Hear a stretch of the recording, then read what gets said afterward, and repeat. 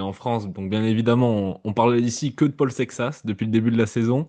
Quel est un peu votre regard sur ce coureur? On a aussi Mais entendu parler que par-ci par-là que vous seriez peut-être intéressé par lui, comme toutes les équipes, je suppose.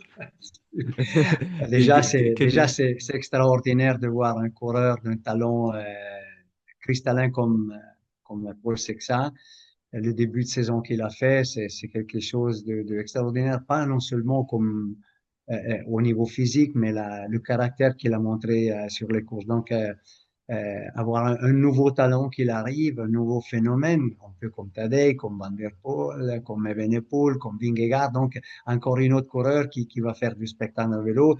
En plus, un coureur français, c'est quelque chose déjà d'extraordinaire. Et bien sûr, ben, comme toutes les équipes, on regarde qu'est-ce qu'il va faire dans le futur. Mais bon, c'est lui, c'est le coureur qui va décider dans quelle équipe il va aller. Maintenant, il est dans une très bonne équipe, bien soudée. Et donc, je pense que toutes les équipes, ils seraient intéressés à lui. Mais déjà, c'est chapeau à lui.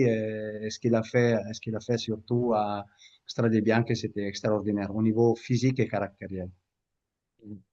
En tant que manager, ça serait quand même un peu un rêve d'avoir Paul Sexas et Tadej Pogacar dans la même équipe. Ben, c'est un peu plus qu'un rêve. Mais bon, hein, je crois que, comme je dis, c'est le nouveau phénomène qui arrive et tout le monde rêve de l'avoir dans l'équipe. Mhm. On sait aussi, on a vu passer quelques informations sur son petit frère, Nino Sexas, qui était en stage avec vous cet hiver. Oui. On peut nous expliquer comment ça se fait, comment des coureurs comme ça aussi jeunes, si je me trompe pas, il a 16 ans, pour aller dans votre équipe. Est-ce que ça a aussi un Mais nous, rapport avec son frère ou pas du tout? non, non, nous, on a une dizaine de coureurs juniors, euh, en général, qu'on soutient depuis toujours, c'est un peu une habitude.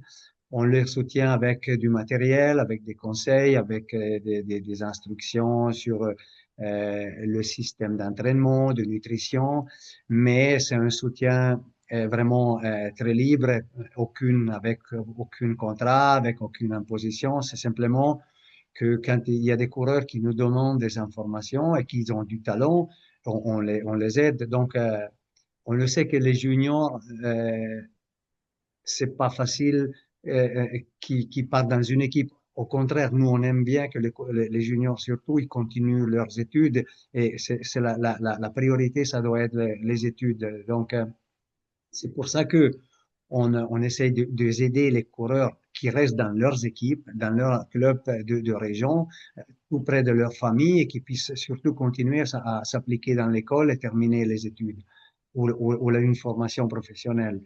Et Nino, il fait partie de ces coureurs qu'on a décidé d'aider et de soutenir dans leur procès.